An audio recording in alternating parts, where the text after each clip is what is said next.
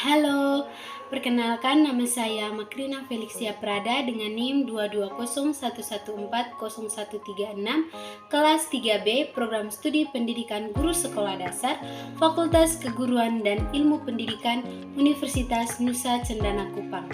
Pada video ini, saya akan mereview kembali materi kelompok 2 tentang prinsip-prinsip penulisan karya ilmiah dan langkah-langkah dalam penyusunan masalah.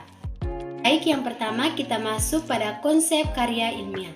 Karya ilmiah merupakan laporan tertulis dan diterbitkan yang memaparkan hasil penelitian atau pengkajian yang telah dilakukan oleh seseorang atau sebuah tim dengan memenuhi kaidah dan etika keilmuan.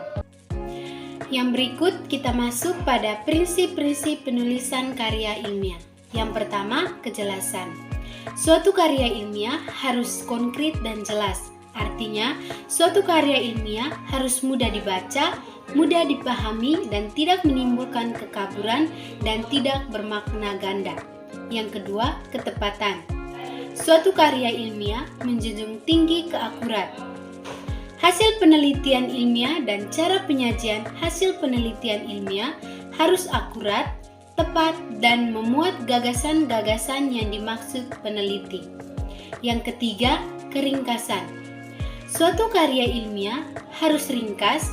Ringkas di sini bukan berarti pendek, tetapi suatu karya ilmiah harus dibangun dengan ide yang kaya dengan bahasa yang hemat dan sederhana. Yang terakhir, langkah-langkah dalam penulisan karya ilmiah.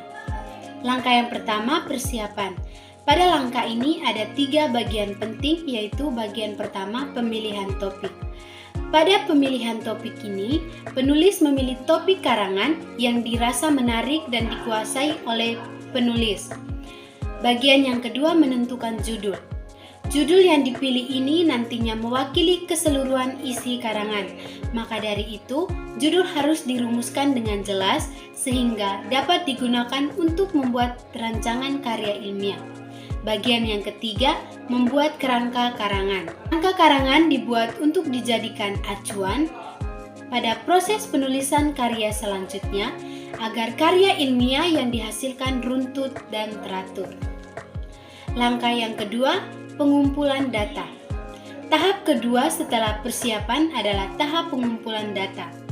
Data penelitian dapat diperoleh dari berbagai sumber, baik dari buku, media massa, wawancara, eksperimen maupun dari pengamatan langsung atau observasi di lapangan.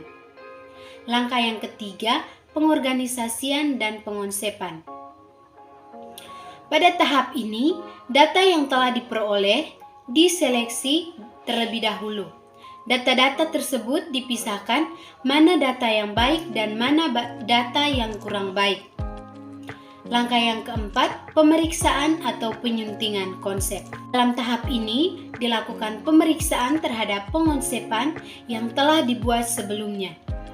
Konsep yang saling bertentangan, yang dituliskan berulang-ulang, dan konsep yang dirasa tidak diperlukan ditinjau kembali atau bisa dihapuskan. Langkah yang kelima yaitu penyajian. Segi kebahasaan dan bentuk penyajian pada karya ilmiah harus diperhatikan. Ragam bahasa yang digunakan adalah ragam ilmiah dan harus sesuai dengan standar bahasa Indonesia yang baku.